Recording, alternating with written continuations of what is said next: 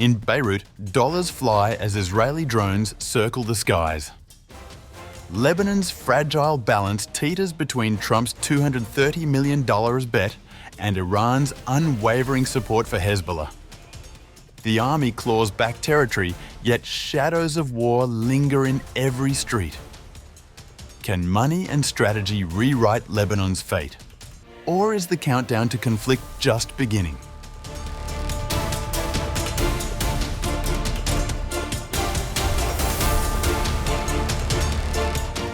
In a move signaling both urgency and intent, US President Donald Trump's administration has approved $230 million in funding for Lebanon's security forces. The announcement, revealed this week by sources in Washington and Beirut, highlights America's renewed focus on the Middle East, specifically the delicate balance of power in Lebanon, where Hezbollah's grip is being tested like never before. The funds, released just before the close of Washington's fiscal year on September 30th, are aimed squarely at helping Beirut push to disarm the Iran-backed group. According to Democratic congressional aides, the disbursement marked a significant departure from Trump's general policy of cutting foreign assistance under his America First agenda. For a small country like Lebanon, that's really significant.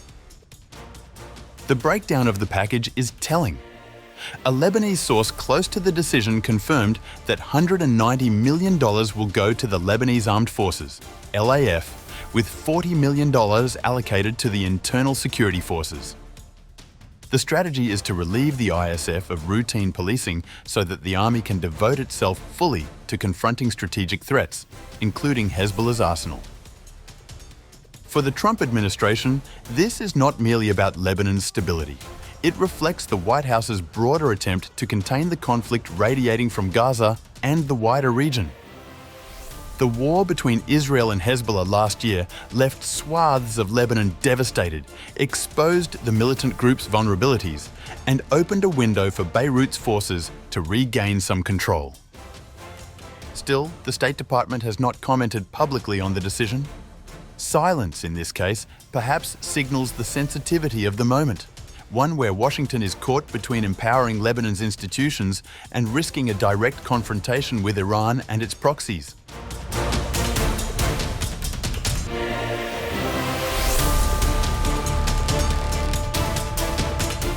The once formidable Hezbollah finds itself weakened after last year's bruising war with Israel, which ended in November under a US-brokered truce. The conflict left hundreds dead, much of Lebanon's south in ruins, and a militant infrastructure severely battered. Yet, despite its losses, Hezbollah remains an entrenched force. Since the ceasefire, the Lebanese army has been steadily collecting caches of weapons and ammunition from the region south of the Litani River, a zone where Hezbollah has largely pulled back.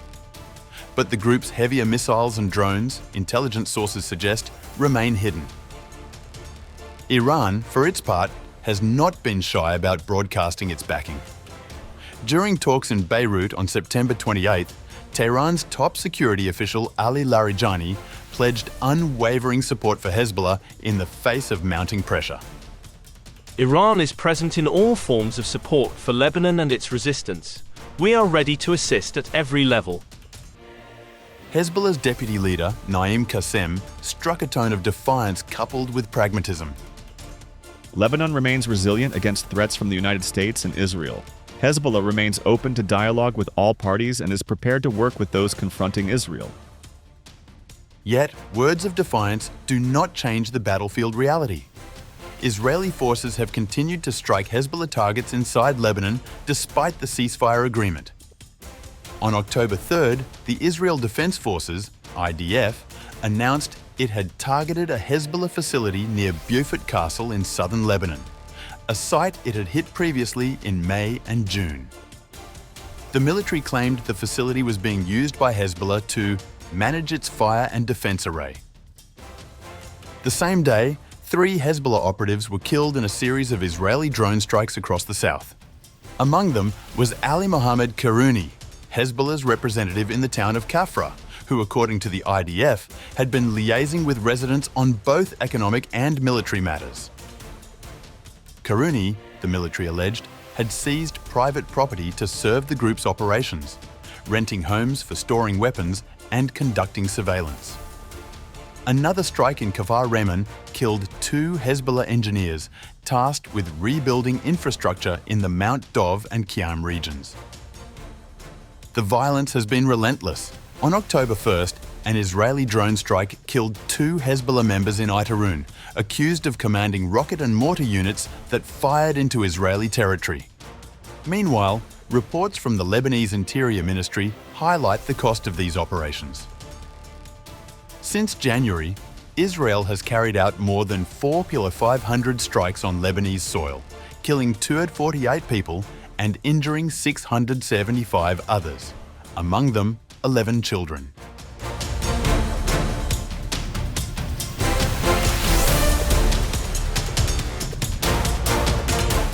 The release of US funds for Lebanon's security forces represents more than a budgetary decision. It is a bet on the future of a fragile nation. For years, Hezbollah has been the most powerful armed group in Lebanon, overshadowing the official military and operating as both a political and military force. Its sustained losses in the war with Israel have, for the first time in decades, created a power vacuum that Beirut and Washington are eager to exploit. But the risks remain profound. Lebanon is still scarred by the destruction of last year's conflict, and the social fabric remains strained by the presence of Hezbollah's arsenal. Iranian support, as Larijani and Qasem made clear, ensures that the group will not go quietly. The $230 million package, though substantial, may not be enough to decisively tilt the balance. What it can do, however, is provide the Lebanese armed forces with the breathing room to reclaim territory and legitimacy, particularly in the south. Washington's calculus is that strengthening state institutions will erode Hezbollah's parallel structures. But that strategy will be tested by the ground realities of Lebanon's politics, where sectarian divisions and foreign influence have repeatedly undermined stability. Meanwhile, Israel shows no sign of easing its campaign of targeted strikes. Its drone warfare has decapitated local Hezbollah cells, killed operatives in key positions, and disrupted efforts to rebuild. Yet, it also risks further inflaming Lebanese anger at a time when Beirut is trying to assert sovereignty. For Trump's White House, this is also part of a broader push to show American resolve in the Middle East. With Washington already backing Israel and pressing hard on Iran, Lebanon is emerging as a key theatre in a much larger contest. The unanswered question is whether this injection of US support will be enough to weaken Hezbollah further, or whether it will provoke a backlash that draws Lebanon deeper into the cycle of conflict. For now, Lebanon stands at a crossroads, between the possibility of reasserting state control and the danger of sliding back into proxy warfare.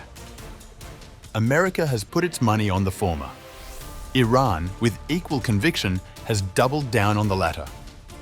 The outcome will not just shape Lebanon's security landscape, it will define the next phase of the region's most combustible fault line.